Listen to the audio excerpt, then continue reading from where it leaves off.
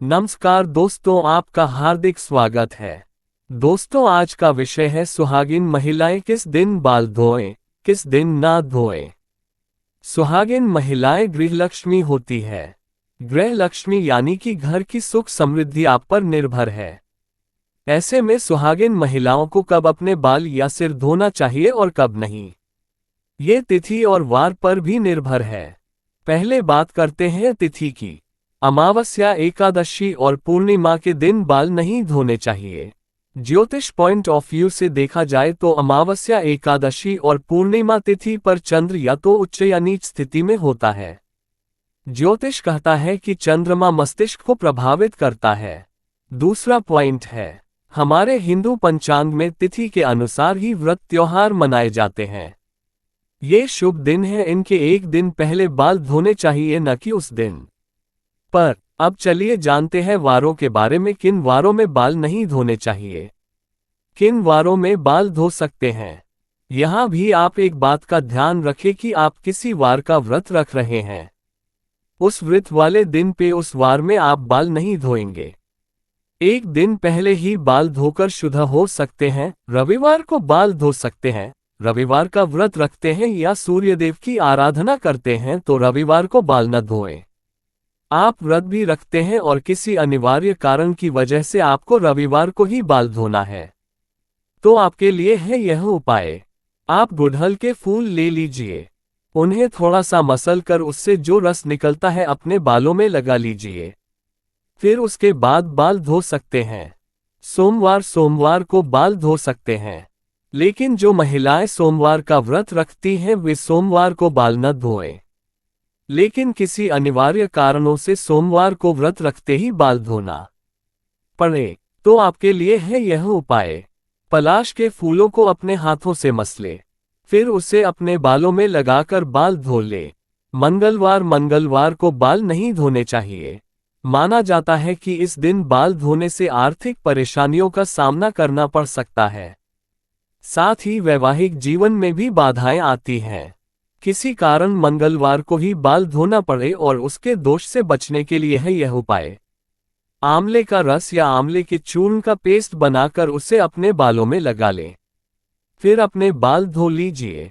बुधवार को महिलाएं बाल धो सकती हैं, लेकिन मान्यता है कि जो महिलाओं के छोटे भाई हैं वे इस दिन बाल न धोएं, क्योंकि बुधवार का अधिपति बुध ग्रह हमारे छोटे भाई बहनों के कारक हैं। इस दिन बाल धोने का दोष हमारे छोटे भाई को लगता है। इससे बचने के लिए एक उपाय है, आप वरुण देव यानी कि जल के देव वरुण देव को या फिर बुधवार के स्वामी श्री गणेश जी को अपना बड़ा भाई बना ले। कैसे? किसी भी पूजा में जब कलश स्थापना होती है उसमें जल भरते हैं, तो उस जल में वरुण देव का आह्वान करके प्रार्थना कीजिए कि हे वरुण देव, मैं आपको अपना बड़ा भाई मानती हूँ, कृपया आप मेरी व मेरे परिवार की रक्षा करें। ऐसे ही हर पूजा में सर्वप्रथम श्री गणेश जी की पूजा होती है, तब भी आप उनसे प्रार्थना कर सकते हैं कि वे आपके बड़े भाई बन जाए और आपकी रक्षा करें। फिर भी किसी कारण बुधवार को बाल धोना पड़े तो इसके दोष से बचने के लिए करें यह उपाय। तुलसी के 5 या 6 पत्ते ले, उसे मसलकर अपने बालों में लगा ले, फिर बाल धो लीजिए। गुरुवार को सुहागिन महिलाएं ही नहीं, किसी भी स्त्री पुरुष को भी अपने बाल नहीं धोने चाहिए। आपको तो पता ही होगा कि गुरुवार को घर में पोछा भी नहीं लगाया जाता है। ऐसी मान्यता है कि गुरुवार को बाल धोने से या घर में पोछा लगाने से ऐसे कार्यों से मां लक्ष्मी रुष्ट हो जाती है। गुरुवार को अनिवार्य कारणों से बाल धोना पड़े तो इसके दोष से बचने के लिए करें यह उपाय। थोड़ी सी हल्दी ले या फिर बेसन या दोनों को मिलाकर ही एक लेप बनाकर उसे अपने बालों में लगाए, फिर बाल धो लीजिए। शुक्रवार के दिन सुहागिन महिलाएं अपने बाल धो सकती हैं, लेकिन जिन महिलाओं के पुत्र हैं या जिनके पुत्र प्राप्ति की कामना है वे इस दिन बाल न धोएं। शुक्रवार के दिन अनिवार्य कारणों से बाल धोना पड़े तो उसके दोष से बचने के लिए करें यह उपाय। पहले अपने बालों में थोड़ी सी दही लगाएं, फिर बालों को धो लें और फाइनली शनिवार को सुहागिन महिलाएं अपने बाल न धोएं। शनिवार यानी कि शनिदेव का दिन। जैसा कि आप जानते हैं सभी देवों में उच्च स्थान शनि देव को दिया गया है।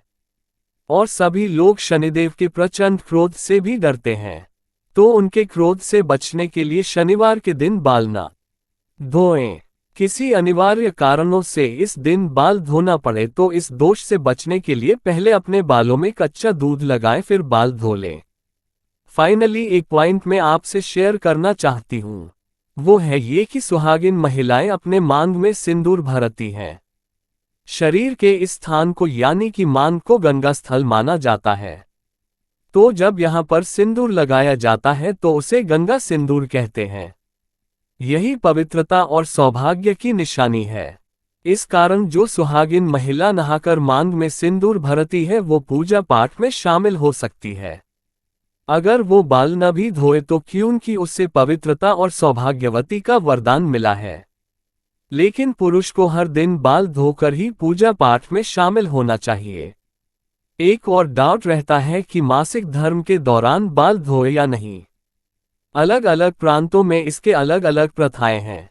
हमारे यहाँ तो मासिक धर्म के पहले, तीसरे और 5वें दिन कंपल्सरी बाल धोना है। इसमें तिथि या वार बिल्कुल नहीं देखा जाता।